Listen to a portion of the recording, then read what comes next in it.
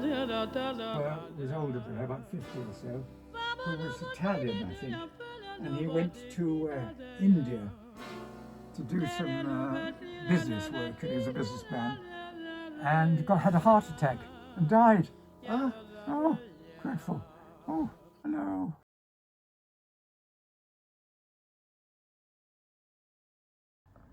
Hi, Michael. Hello there. Can you hear me all right? Yes, we can hear you all right. Good. Well, Michael, may I ask you a question, please? Yes, go ahead. From all the people that you have worked with on the theatre, who would you say is the most profound character you had to work with? I think without doubt, obviously, it's Laurence Olivier. Laurence Olivier? Yes. When was that and where? Well, I worked with him at the Chichester Festival Theatre in 1962, the inaugural 3 productions that they did there. And I took over a role at the last minute, a lovely old character part, which when I was only 25 or 6, but I took all this character. I hate to talk like this, you know, a really old character. Even about my age now, you see, I would be. And he loved it. He sent me a lovely letter, and he wants to work. He said, I want to work with you lots of times, and how talented, blah, blah, blah. And of course, I never did. You know what theatre's like. You're such a flake, Michael. It's all too much, isn't it? It's too late now. But yes, it was wonderful. And of course, I did enjoy working with lots of other people. There was some superb. Well, Elizabeth Taylor was a lovely example. Elizabeth Taylor. Yes, I did a film, and I played a character where I was an inspector, a police inspector, and I had to go and talk to her about a murder, and it was just around the corner from here. In fact, and a couple of streets away. Where are we? Filmed it in Bayswater. Bayswater. And where are we now? Ossington Street. Ossington Street, yes. In Notting Hill. Notting Hill, yes. So Elizabeth Taylor in Bayswater. Yes. When was that? This was in the 70s. She used to drive up in her Rolls Royce, which had lambskin upholstery and a Swiss chauffeur. And she used to arrive at about 2 or 3 in the afternoon with outriders, you know, on motorbikes, like royal family. She's the first 3 parts of the royal family of celluloid. And she was amazing. And of course, there were lots of other. James Mason was an interesting person to work with. I worked with him. And that's the thought. Another question for you. Tell me the time when Laurence Olivier was on stage and Vivien Leigh came and saw his show, and it was quite an unusual happening. Yes, it was. It was in a play called The Broken Heart, in which I played his spear carrier. I was sort of standing behind, because I was only very young at the time, and I was standing behind him, you see.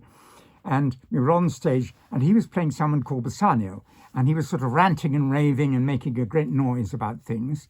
And as he went down, and you know what Olivier is like, and as he went down to the front of the open stage, because this was at Chichester Theatre, and it's open plan, you see, and as he went down, he looked straight out front, and there was his ex-wife Vivien Leigh sitting in white fox furs.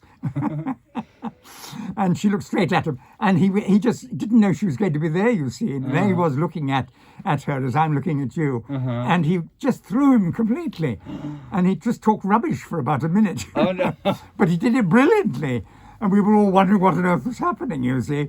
Anyway, he eventually got back on track without having to get a prompt. And then, of course, later on, Vivien Leigh came round and saw us all at in our dressing rooms, which was lovely. Yes. But it was very sad because they had divorced, and of course he was with Joan Plowright then, and it was a wonderful occasion. Oh, I loved that area of my life. Now you've been at the Vic as well. The old Vic, yes. Yeah. Yes. What shows did you do there? And so many of them. You finished 1957? I graduated with Vanessa Redgrave. Drama with Vanessa Redgrave and Judi Dench. We were all in the same class. You were down by the Royal Albert Hall in the rooms. That's right. There. Yes. And then after that, after you graduated, what was the first show you did? Do you remember? Yes, I do. I worked with Frankie Howard, who was a comedian, and we did a tour. I took over a part from Kenneth Williams. You know, the comedian. Yeah. And it was a lovely part. and I was on stage quite a bit, and we toured all round, even going to Ireland, in fact, which was good fun.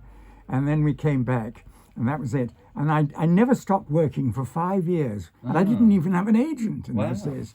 So I went on from one job to another. It was much easier in those days for men to get work, because it wasn't very long after the war, you see. It was only about 10 years or so after the war. So there were quite a lot of jobs for men as well as women.